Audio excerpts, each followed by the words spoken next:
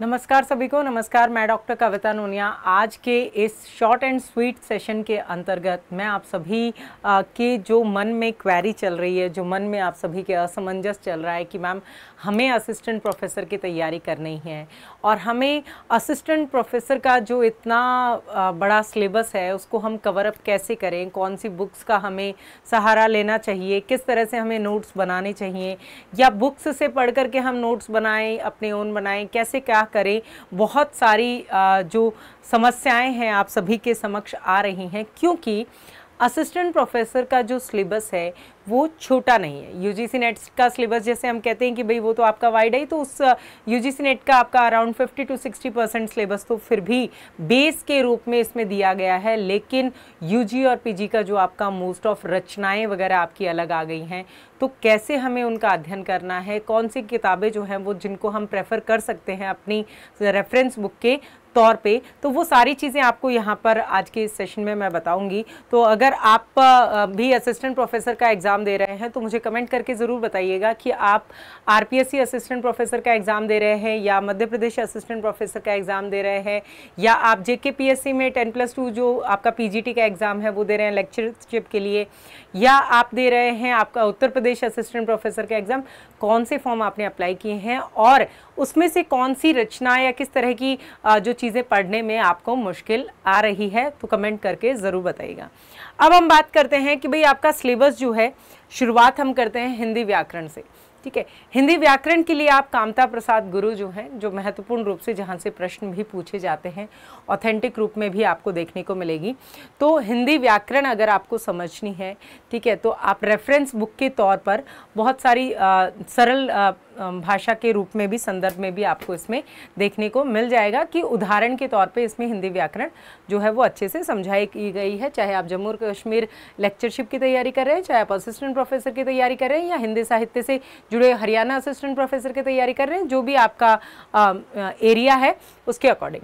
अब हिंदी व्याकरण के साथ में ही आपको हिंदी में जो हिंदी भाषा का उद्भव विकास पढ़ते हैं, तो उसमें आपके भाषा विज्ञान का खंड आता है। भाषा विज्ञान के खंड के अंतर्गत आपके स्वनिम विज्ञान आ जाता है, अर्थ विज्ञान आ जाता है, वाक्य विज्ञान आ जाता है। तो उन सब का अध्ययन आपको करना है।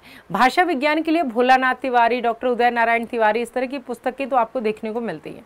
लेकिन कहीं ना कहीं आप कहेंगे कि मैम हमें जो हमारी रिलेटेड टू एग्ज़ाम जो है वो चीज़ें मिल जाए, जो कथन वगैरह हैं किसी के द्वारा भाषा विज्ञान को लेकर के, भाषा विज्ञान की विशेषताओं को लेकर के, जो यादृच्छिकता है, बलाघात है, उन सभी तथ्यों को लेते हुए सारी चीज़ें हमें अवेलेबल हो पाए, तो उसके लिए आपको भाषा विज्ञान की त्रिलोकीनाथ श्रीवास्तव जी की, डॉक्टर भोलानाथ तिवारी जी की आप पुस्तक इसमें देख सकते हैं।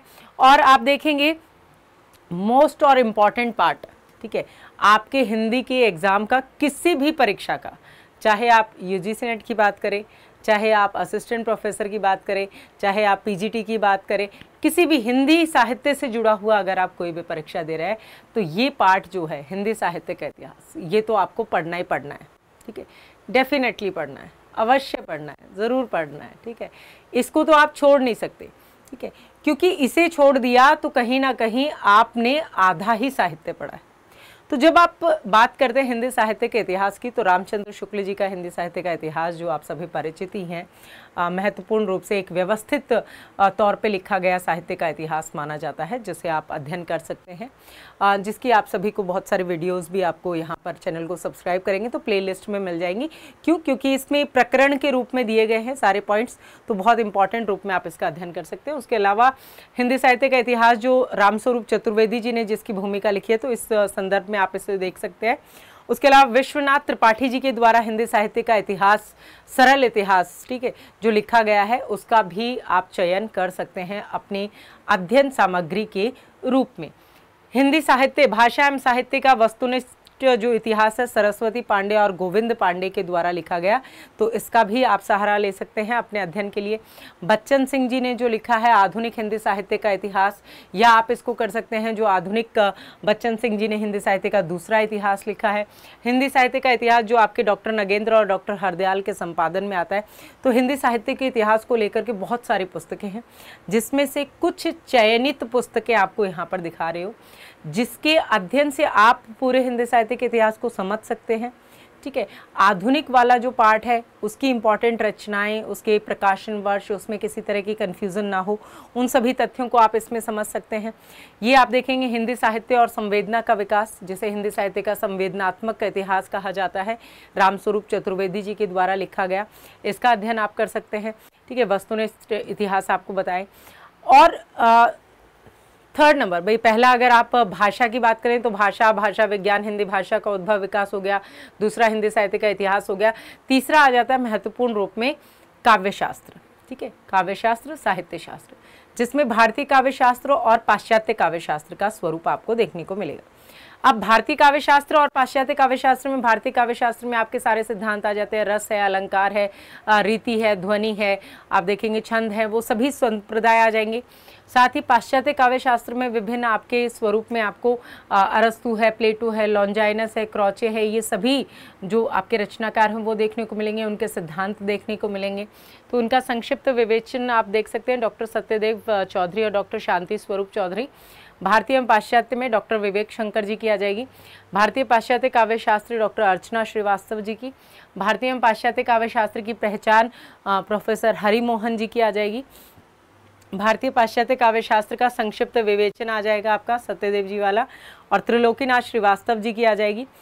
फिर आता है इंपॉर्टेंट पार्ट कि भाई जो गद्य विधाएं, उपन्यास है, कहानी है, नाटक है, आपका आलोचना है, आलोचना का संदर्भ आप देखेंगे, रेखा चित्र है, संस्मरण है, इनका उद्भव है, इनका विकास है, कौन सी जो रचना है, तो उन सब के अध्ययन के लिए आप हिंदी साहित्य का जो गद्य का जो स्वरूप आप देखते हैं, रामचंद्र तिवारी जी का जो गद्य का उद्भव विकास आपको इसके अंतर्गत देखने को मिलेगा। प्रमुख गद्यकार और उनके गद्य साहित्य का भी अध्ययन आप इसके माध्यम से कर सकते हैं। तो ये मोस्ट इम्पॉर्टेंट जो आपकी पुस्तकें हैं। अब इन पुस्तकों का आप अलग अलग पढ़ करके और इसके से आप अपने नोट्स बना सकते हैं, या फिर आपके पास में एक और ऑप्शन है कि इन सभी पुस्तकों के आधार पर आपको ये सारी पुस्तकें मिल जाएंगी एक जगह। कहाँ पर? टेक्स्ट बुक सुपर कोचिंग के असिस्टेंट प्रोफेसर का जो आपका बैच है, तो असिस्टेंट प्रोफेसर के बैच में आपको पूरा आपका जो सिलेबस है वो आपको देखने को मिलेगा।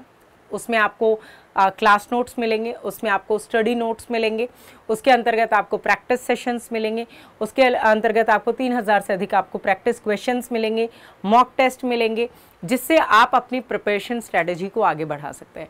इसके बारे में अधिक जानकारी के लिए आप जो है वो इस नंबर पर कॉल भी कर सकते हैं 08045888812, और हमारी जो रेगुलर आपकी क्लासेस होती हैं उनसे भी आप हमारे साथ जुड़ करके अपनी प्रिपरेशन जो फ्री होती है आपके लिए, उसके लिए आपको चैनल को सब्सक्राइब करना है और हमारी क्लासेस के टाइमिंग को नोट कर लेना है। रात 9 बजे आपकी फ्री मास्टर क्लास होती है और शाम 7:30 बजे हम आपसे यूट्यूब पर मिलते हैं, जिसमें आपके बेहतरीन प्रश्नों, बेहतरीन थ्योरी प्लस MCQ, बेहतरीन क्वेश्चंस के माध्यम से आपकी तैयारी को बढ़ाते हैं हम आगे। और इसी तरह की इंपॉर्टेंट अपडेट्स के लिए आप सभी चैनल को सब्सक्राइब कीजिए। कमेंट करके ज़रूर बताइएगा कि आप कर रहे हैं किस कंपटीशन एग्ज़ाम की तैयारी। आपको बताना है कि आप मध्य प्रदेश असिस्टेंट प्रोफेसर की कर रहे हैं, आप RPSC असिस्टेंट प्रोफेसर की कर रहे हैं या JKPSC की। और साथ ही साथ आप सभी को ये भी बताना है मुझे कि इन सब में कौन सा ऐसा टॉपिक है जो जिसके संबंधित आपको सामग्री उपलब्ध नहीं है। तो मिलते हैं आप सभी की इसी जानकारी के साथ में नेक्स्ट सेशन के अंतर्गत। बहुत बहुत धन्यवाद। मैं डॉक्टर कविता नूनिया आपको धन्यवाद देती हूँ। मुलाकात होगी आपसे नेक्स्ट सेशन में। Thank you.